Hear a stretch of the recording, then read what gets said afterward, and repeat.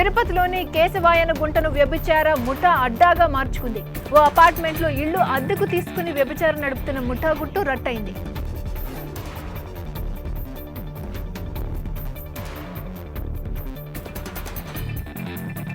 న్యాయం చేస్తానని ఓ బాలికను ముగ్గులోకి దించిన ఓ పార్టీ నేత బాలికను ఇంటికి తీసుకెళ్లాడు. ఒళ్లు మరిచి లైంగిక దాడికి దిగాడు. చివరకు బాలిక గర్భవతి కావడంతో విషయం వెలుగు చూసింది.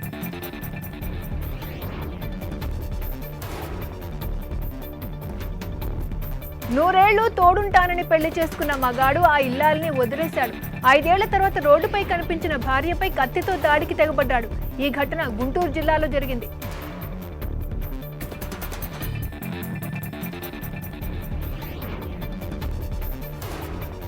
వాళ్ళంతా యాచకులు. పోలీసుల రికార్డుల్లో కరడుగట్టిన నేరగాళ్లు. చెయ్యని నేరానికి శిక్షలు అనుభవించిన అమాయకులు. ఆదిలాబాద్ జిల్లాలోని ఎడ్బిడ్ యాచకుల యాతనలపై ఓ కథనం.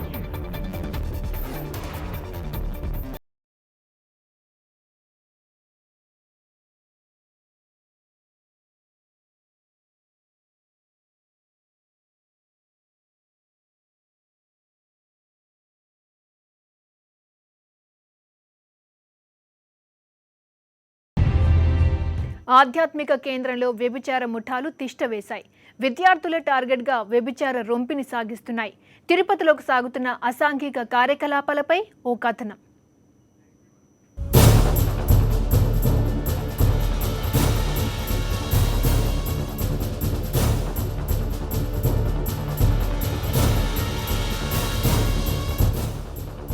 శ్రీవారి పాదాల చెంత ఉన్న తిరుపతి నగరానికి ప్రత్యేక గుర్తింపు ఉంది. ప్రతిరోజు వేలాది మంది భక్తుల రద్దీతో కళకళ్లాడుతుంటుంది.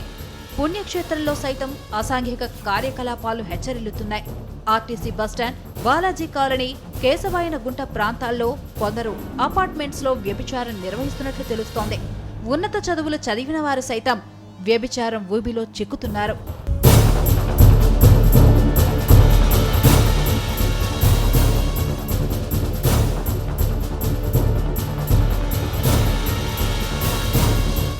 పోలీస్ స్టేషన్లో ముఖం చాటేసిన వీళ్లంతా వ్యభిచారంలో పట్టుబడ్డవారే. భార్యాభర్తలమంటూ అపార్ట్మెంట్లలో అద్దెకు ఇళ్లు తీసుకుని వ్యభిచారం నిర్వహిస్తున్నట్లు పోలీసులు గుర్తించారు. మీదట అక్కడ దిలీప్ కుమార్ అనేటువంటి ఒక విద్యార్థి ఫైనల్ ఇయర్ ఇంజనీరింగ్ చదువుతూ సిద్ధార్థ ఇంజనీరింగ్ కాలేజీలో, స్వాతి అనేటువంటి ఒక అమ్మాయి శ్రీకాకుళంకి సంబంధించినటువంటి అమ్మాయి, వీళ్ళిద్దరూ కూడా ఆ ఇల్లు తీసుకొని భార్యాభర్తల్లాగా ఉంటున్నట్లు సమాచారం ప్రాథమికంగా మాకు వెల్లడైంది. అదేవిధంగా ఆ ఇంట్లో ఇంకా వెతికిన మీదట దాదాపుగా ఒక 10 మంది వరకు ఆ ఇంట్లో ఉండడం జరిగింది. వాళ్ళందరినీ తదుపరి విచారించిన మీదట వాళ్ళంతా కూడా అక్కడికి రెగ్యులర్గా ఈ వ్యభిచారం నిర్వహిస్తుంటారు. వాటిని అందరినీ కూడా అక్కడ ఎంజాయ్ చేయడం కోసం అక్కడికి వస్తున్నట్లుగా తెలపడం జరిగింది. తిరుపతిలో వ్యభిచార ముఠాలు కొత్త కొత్త ఎత్తులతో విటులను ఆకర్షిస్తున్నారని పోలీసులు అంటున్నారు. లత అనేటువంటి ఒక ఈ వ్యభిచారం నిర్వాహకురాలు ఒక ఆవిడ ఉన్నారు. ఆవిడ ద్వారా అక్కడికి అమ్మాయిలందరినీ కూడా సప్లై చేస్తూ అక్కడికి వచ్చేటువంటి ఈ మగపిల్లలందరికీ కూడా ఈ వ్యభిచారంలోకి దించుతూ ఈ కార్యక్రమాలన్నిటికీ కూడా పాల్పడుతున్నారు. సో వీళ్ళందరూ కూడా అసలు వీళ్ళ బ్యాక్గ్రౌండ్ ఏంటని 10 మంది కూడా నేను వెరిఫై చేసిన తర్వాత వీళ్ళందరికీ కూడా నేర చరిత్ర ఉంది. కాలేజీ యూత్ను టార్గెట్గా వ్యభిచార ముఠాలు పనిచేస్తున్నాయి. యూనివర్సిటీలు, ఆర్టీసీ బస్టాండ్ ప్రాంతాలలో అబ్బాయిలకు అమ్మాయిలను ఎరవేస్తారు. వలలో చిక్కితే చాలు మొబైల్ నెంబర్కు కాల్ చేయాలంటూ ఓ నెంబర్ ఇస్తారు. ఆ తర్వాత ముఠా నిర్వాహకులు రంగంలోకి దిగి అసలు కథ నడుపుతారు. భర్త చనిపోయారు, నాన్నగారు కూడా చనిపోయారు. కొండపల్లి సార్, కొండపల్లి. తిరుపతిలోని పార్కులను సైతం వ్యభిచార ముఠాలు వదలడం లేదు. జూ పార్క్, జంగిల్ బుక్ వంటి ప్రాంతాలకు యువతులను చేరవేసి యువకులకు గాలం వేస్తున్నారు. ఆధ్యాత్మిక రాజధాని అసాంఘిక కార్యకలాపాలకు అడ్డాగా మారుతోంది. వ్యభిచార ముఠాలు రెచ్చిపోతున్నాయి. ఇతర ప్రాంతాల నుంచి అమ్మాయిలను పిలిపించి పట్టు వృత్తిని కొనసాగిస్తున్నా పట్టించుకునే నాదుడు కరువయ్యారు. వీడియో జర్నలిస్ట్ దాముతో మధుసూదన్ రెడ్డి, సాక్షి టీవీ, తిరుపతి. క్లాస్మేట్ వేధిస్తున్నాడని ప్రిన్సిపల్కు కంప్లైంట్ చేసింది ఆ విద్యార్థిని. న్యాయం చేస్తానంటూ ఓ పార్టీ జిల్లా అధ్యక్షుడు బాలికకు అభయమిచ్చాడు. మాయ మాటలు చెప్పి ఇంటికి తీసుకెళ్లాడు. ఒళ్లు మరచి బాలికపై లైంగిక దాడికి దిగాడు. సెల్ ఫోన్లో ఆ చిత్రాలను బంధించాడు. బెదిరింపులకు పాల్పడుతూ అఘాయిత్యాన్ని కొనసాగించాడు.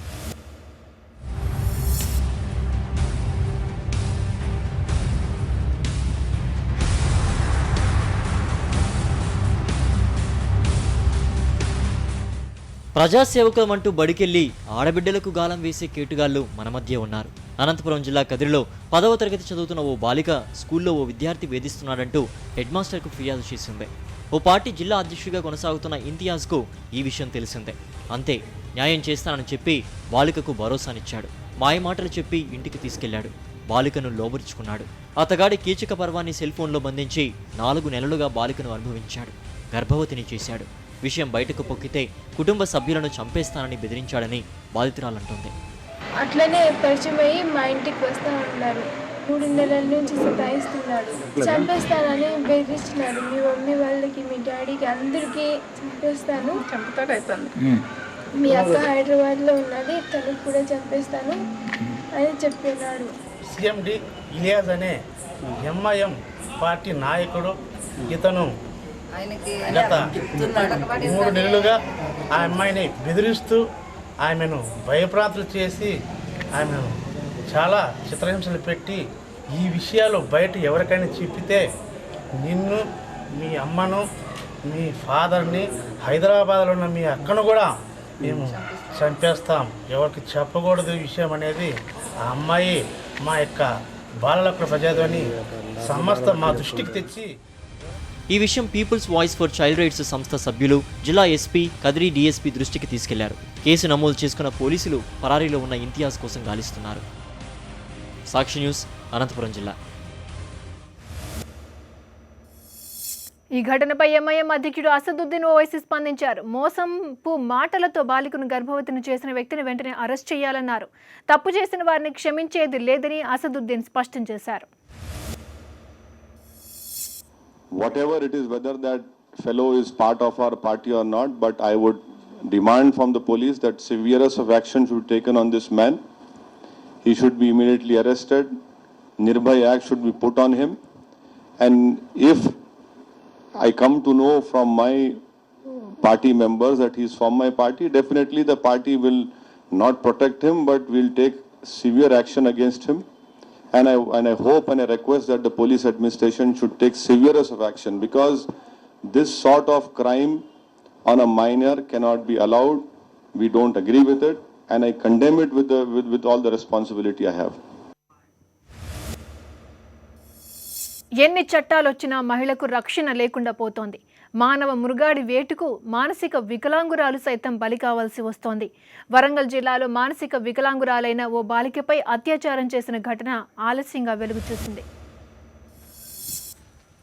వరంగల్ జిల్లాలో కామాంధులు రెచ్చిపోతున్నారు. ఒక అత్యాచారం ఘటన మరొక ముందే మరో ఘటన జరుగుతోంది. వరంగల్ జిల్లా కొత్తగూడ మండలం గంగారం గ్రామానికి చెందిన మానసిక వికలాంగురాలైన ఓ బాలికపై జజ్జరి గణేష్ అనే కామాంధుడు కన్నేశాడు. బాలిక తల్లిదండ్రులు వ్యవసాయ పనులకు వెళ్లడంతో ఒంటరిగా ఉన్న బాలికపై లైంగిక దాడికి దిగాడని బాధితురాలి తల్లి చెప్తోంది. ఇంటికాడ వదిలిపెట్టి మేము చేను పనికి వెళ్ళినప్పుడు మధ్యాహ్నం సమయంలో చేసిండో మాకు తెలియదు. న్యాయం చేయాలి సారు, మా పాపకి ఇట్లా జరిగిందని సార్కు చెప్పినాం. మంచంలో పడుకొని అవస్థలు పడుతూ దీనస్థితిలో ఉంది.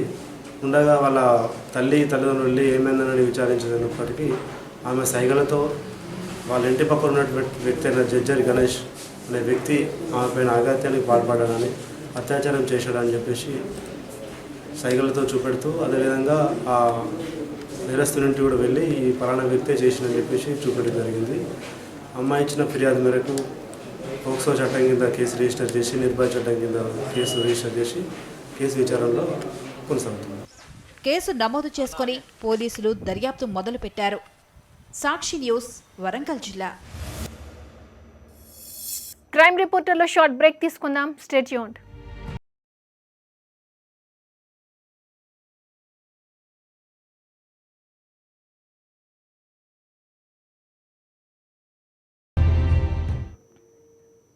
Welcome back to crime reporter.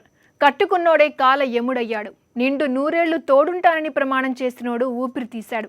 Kadapa జిల్లా బద్వేలు పట్టణంలో ఈ ఘటన జరిగింది. చెడు వ్యసనాలకు బానిసైన ఓ భర్త కట్టుకున్న భార్యను అత్యంత దారుణంగా కడతీర్చాడు. కడప జిల్లా బద్వేలు పట్టణంలోని పూసలవాడకు చెందిన మున్నాతో నూర్జహాన్కు 6 ఏళ్ల కిందట పెళ్లైంది. వీరికి 2 సంతానం. పండ్ల వ్యాపారంతో జీవనం సాగించేవారు. మున్నా దుర్వ్యసనాలకు బానిస కావడంతో కుటుంబంలో కలతలు రేగాయి. ఇద్దరి మధ్య తరచూ గొడవలు జరుగుతూ ఉండేవి.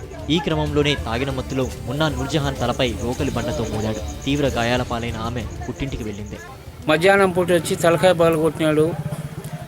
పగలగొట్టినాక ఆమెను తీసుకొని పోయి వాళ్ళ అమ్మగారి ఇంట్లో పెడితే వాళ్ళ అత్త పోయి ఆసుపత్రిలో చూపించినాక మళ్ళీ రాత్రి పూట వాళ్ళ అత్తగారింటికి వచ్చి అత్త రొట్టె చేసి పెడితే ఈయనే ఉండుమ్మా రాత్రికి పోవద్దంటే భర్త బలవంతంగా ఇంకా ఏమే కానీ అనను మా భార్యని తొడుకొని వచ్చి ఇక్కడ 9:30కు భార్యను చంపి ఉరేసుకున్నట్టు మోకాళ్ళ వరకు కిందికి ఏలబడేటట్టు పెట్టి మళ్ళా వాళ్ళ అమ్మ ఇంటికాడికి పోయి అమ్మ మా భార్యను చంపినాను ఉరేసినాను అని పోయి స్టేషన్ కాడికి పోయి స్టేషన్లో అయిండు. అవి చేసినప్పటి నుంచి ఎప్పుడు గలాటలే సార్. తాగి చేసి అట్ట కొడతా చేస్తా అట్టే చేస్తా ఉన్నాడు. రాత్రి నిన్న కొట్టి తలకాయ పగలు కొట్టి వారి ఊరి మాదిరిగా అక్కడ తగిలిచ్చి వెళ్ళిపోయినారు. ఘటన స్థలాన్ని పరిశీలించిన పోలీసులు కేసు నమోదు చేసుకుని దర్యాప్తు చేస్తున్నారు. అది చూస్తే ఏదో ఉరి వేసుకున్నట్లుగా ఉంది కానీ ఆ మరణం పైన అనుమానం ఉంది. వాళ్ళు నిన్న మధ్యాహ్నమే ఆ మహిళ నూరు భర్త మున్న అమ్మాయికి తలకు చేతికి కొట్టడం జరిగింది. మళ్ళీ సాయంత్రం డాక్టర్ దగ్గర పిలుచుకొని పోయి కట్టు కట్టించుకోవడం జరిగింది. ఆ తర్వాత ఇంటికి వచ్చిన తర్వాత రాత్రి సుమారు పక్కింటి వాళ్ళు లేపితే కానీ తెలియదు. తీరా తలుపు తీస్తే అమ్మాయి ఉరి వేసుకున్నట్లుగా ఉంది. ఈ అమ్మాయి ఉరి వేసుకుందా లేకపోతే చంపి ఏమన్నా ఉరి వేశారా అనేది దర్యాప్తులో తేలాల్సింది.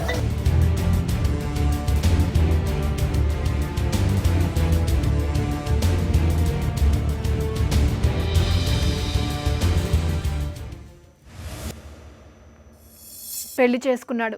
2 పిల్లలకు జన్మనిచ్చాడు. భార్యను కాదనుకున్నాడు. చెడు తిరుగులకు అలవాటు పడ్డాడు. 5 ఏళ్ల కిందట విడిపోయారు. సడన్గా నడి రోడ్డుపై కనిపించిన భార్యపై కత్తితో విరుచుకుపడ్డాడు. పట్టపగలు నడి రోడ్డుపై విచక్షణారహితంగా భార్య మెడను కత్తితో కోసిన ఘటన గుంటూరు జిల్లాలో సంచలనం రేపింది. మంగళగిరి డివిజన్ పరిధిలోని దుగ్గిరాల మండలం రేవేంద్రపాడుకు చెందిన షేక్ నూర్జహాన్ అదే గ్రామానికి చెందిన సుభానీ అలియాస్ బాపూజీతో 15 ఏళ్ల కిందట వివాహమైంది. వీరికి 2 పిల్లలు. నూర్జహాన్ రేవేంద్రపాడులో ఏఎన్ఎంగా పనిచేస్తోంది. సుభానీ ఆటో నడుపుకునేవాడు. సుభానీ మరో వివాహితతో వివాహేతర బంధాన్ని పెట్టుకుని 5 ఏళ్ల కిందట కుటుంబాన్ని వదిలేశాడు. అంటే మామూలుగా మనస్పత్రులు వచ్చి అబ్బాయి చూసుకున్నాడు. అమ్మాయి ఒక అమ్మాయిని తీసుకుని వెళ్ళిపోయాడు. 5 సంవత్సరాలైంది ఇద్దరు విడిపోయి. వీళ్ళిద్దరి దగ్గర ఉంటున్నారు. ఇద్దరు స్పాట్లో రేంద్ర సెంటర్లోకి వచ్చేసి కత్తితో కొట్టేసి వెళ్ళిపోయాడంట. కాటలు వెళ్ళి పారిపోయాడంట. భర్త కుటుంబాన్ని వదిలేసిన అత్త మామ పిల్లలతో కలిసి జీవనం నూర్జహాన్ సాగిస్తోంది. ఈ క్రమంలోనే ఆమె నూతక్కి ప్రాథమిక ఆరోగ్య కేంద్రానికి వెళ్లేందుకు రేవేంద్రపాడులో ఆటో కోసం వేచి ఉండగా 5 ఏళ్లుగా జాడలేని సుభానీ కత్తితో ఆమెపై దాడికి దిగాడు. నూర్జహాన్ మెడకోసి పరారయ్యాడని పోలీసులు చెబుతున్నారు. నూతక్ విలేజ్ పిహెచ్సిలో ఏఎన్ఎంగా పనిచేస్తూ ఉంటుంది. ఈరోజు ఆమె బస్టాండ్ దగ్గర బస్సు ఎక్కుదామని ఉంటే ఆమె భర్తే ఆమె మీద కత్తితో దాడి చేసి ఆమెని రహితంగా నరకటం జరిగింది. దాని మీద వెంటనే మాకు ఇన్ఫర్మేషన్ రావడం మేము అక్కడికి వెళ్ళేసి ఆమెను ఇమీడియట్గా ఎన్ఆర్ఐ హాస్పిటల్ షిఫ్ట్ చేయించాము. ఇప్పుడు ప్రస్తుతం ఆమె ట్రీట్మెంట్లో ఉంది. కేసు నమోదు చేసుకుని పోలీసులు సుభానీ కోసం గాలిస్తున్నారు. సాక్షి న్యూస్, గుంటూరు జిల్లా. మెదక్ జిల్లాలో బ్యాంకులకు భద్రత కరువవుతోంది. ఇటీవల ఏటీఎం సెంటర్లకు బ్యాంకులకు కన్నాలు పడుతున్నాయి. బ్యాంకులో సైతం సొమ్ముకు రక్షణ లేకపోవడంతో ఖాతాదారుల గుండెల్లో గుబులు రేగుతోంది. మెదక్ జిల్లాలో దోపిడీ దొంగలు. బ్యాంకులను టార్గెట్ చేసిన బీహార్ ముఠా. ఏడాదిలో 6 బ్యాంకుల్లో చోరీ. జిల్లాలో 20కి పైగా ఏటీఎంలు ధ్వంసం. కోట్ల రూపాయల నగదు అపహరణ. అడ్డొచ్చిన వారిపై కాల్పులు. మెదక్ జిల్లాలో జరుగుతున్న వరుస బ్యాంకు దోపిడీలు పోలీసులకు ఖాతాదారులకు కంటి మీద కొనుకు లేకుండా చేస్తున్నాయి. కేవలం వారం రోజుల్లోనే 3 బ్యాంకులను కొల్లగొట్టారు అగంతకులు. మెదక్ జిల్లా వెల్దుర్తి మండలం మాసాయిపేట కెనరా బ్యాంక్ జాతీయ రహదారిపై ఉన్న దోపిడీకి గురి కావడం పోలీసులకు సవాల్గా మారింది. కెనరా బ్యాంకుల్లో సీసీ కెమెరాలు పనిచేయకపోవడంతో ఇప్పటికీ దొంగల ఆచూకీ లభించలేదు. లాకర్లలోని సొమ్ము దొంగల పాలు కావడంతో ఖాతాదారులు డబోదిబోమంటున్నారు. నాది 32 తులాలు మొత్తం పోయింది. అలా ఐటమ్స్ అంటే మొత్తము గుండ్లమాలలు, కంకణాలు, పిల్లల గొలుసులు, పెద్ద గొలుసులు, నెక్లెస్, మళ్ళీ గున్నమాలలో ఒక మూడు సెట్లు పోయినాయి మొత్తం. సో ఉంగరాలు, పిల్ల గొలుసులు మొత్తం సార్. నాకు ఏమి బ్యాంకు వాళ్ళు ఏం చేస్తారో మాకు వాళ్ళ పూర్తి బాధ్యత వాళ్ళే వహించాలని మేము కోరుతున్నాం. లాకర్ తీసుకుని ఉంటుంది. అందులో ఒక 3 జతల గాజులు, 3 జతల కంకణాలు, గుండ్లమాల, చిన్న పిల్లల చైన్స్, మొత్తం సుమారు 40 తులాల దాకా ఉంటుంది. సరిగ్గా 6 నెలల కిందట జహీరాబాద్ పట్టణంలోని ముథూట్ ఫైనాన్స్ లో 70 కిలోలకు పైగా బంగారు ఎత్తుకెళ్లారు అగంతకులు. ఆ మరుసటి రోజు కొత్తూరుబి గ్రామంలోని సిండికేట్ బ్యాంక్ లో, ఆ తర్వాత కోహిర్ మండలం కావేలిలోని సిండికేట్ బ్యాంక్ దోపిడీకి గురయ్యాయి. ఇక్కడ ఏకంగా ఎస్ఐపై కాన్పులు జరిపారు అగంతకులు. ఏడాదిలో 3 భారీ బ్యాంకు దోపిడీలు జరిగినా ఇటు పోలీసులు అటు బ్యాంక్ అధికారుల్లో మాత్రం చలనం రావడం లేదంటున్నారు ఖాతాదారులు. సరైన సెక్యూరిటీ లేకపోవడం వల్లనే ఇది జరిగి ఉన్నదని అనుకుంటున్నాము. మెయిన్ రోడ్ మీద ఉంది. సెక్యూరిటీ అనేది ఉండింటే ఇటువంటి దుర్ఘటనలు జరిగేటువంటివి కావు. ఇకనైనా మేల్కొని ఖచ్చితమైన బందోబస్తు ఏర్పాటు చేసి సరైన సెక్యూరిటీ ఉంటే అన్ని భద్రంగా ఉంటాయి, అందరూ మంచిగా ఉంటారని కోరుతున్నాం. ఈ ఘటనలు బరవక ముందే బాసాయిపేట కెనరా బ్యాంక్ను ఈజీగా దోచేశారు. గ్రిల్ తొలగించి బ్యాంక్ లోపలికి వెళ్లిన దొంగలు లాకర్లలోని సొమ్మును కొల్లగొట్టారు.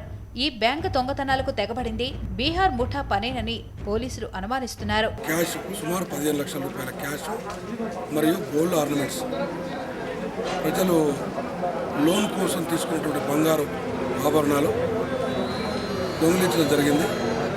ఇది గుల్బర్గా గ్యాంగు మరియు బీహార్ గ్యాంగు వాళ్ళ అనుమానిస్తున్నాం. ఫింగర్ ప్రింట్స్ వాళ్ళు, తర్వాత డాగ్ స్క్వాడ్ వచ్చి రైల్వే స్టేషన్ తర్వాత డాగ్ వెళ్ళడం జరిగింది. ఏదేమైనా మెదక్ జిల్లాలో వరుస బ్యాంక్ దొంగతనాలు జిల్లావాసులతో పాటు ఖాతాదారులకు వణుకు పుట్టిస్తున్నాయి. బ్యాంకుల్లోని సొమ్ముకు భద్రత కరువు కావడంతో దిక్కుతోచని పరిస్థితిలో పడుతున్నారు. సాక్షి న్యూస్, మెదక్. హైదరాబాద్ రాజేంద్ర నగర్ తెల్లవారుజామున తూటాల మోతలతో దద్దరిల్లింది. రాజేంద్ర నగర్ ఏజీ కాలనీలో ఆగంతుకులు ఓ వ్యక్తిపై కాల్పులకు తెగబడ్డారు. ఆ తర్వాత అక్కడి నుంచి అదృశ్యమయ్యారు. ఈ ఘటనపై బాధితుడు రియల్టర్ షాబుద్దీన్ రాజేంద్ర నగర్ పోలీసుల దృష్టికి తీసుకెళ్లారు. పోలీసులు కేసు నమోదు చేసుకుని ఆగంతుకుల కోసం గాలిస్తున్నారు.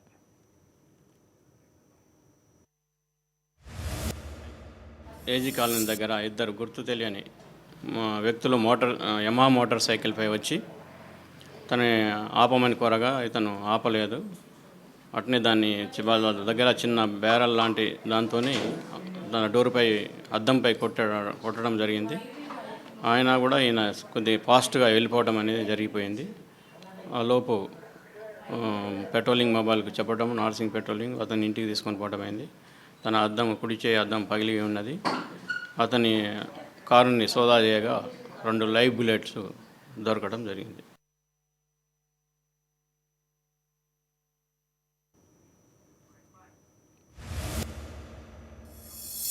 ఇవి క్రైమ్ రిపోర్టర్ అప్డేట్స్.